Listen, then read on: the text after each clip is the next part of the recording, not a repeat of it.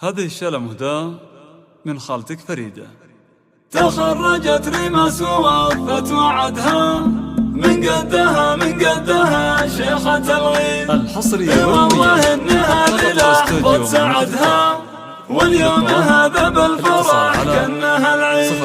اي والله انها للحظة سعدها واليوم هذا بالفرح كأنها العيد. حصريا على استوديو مبروك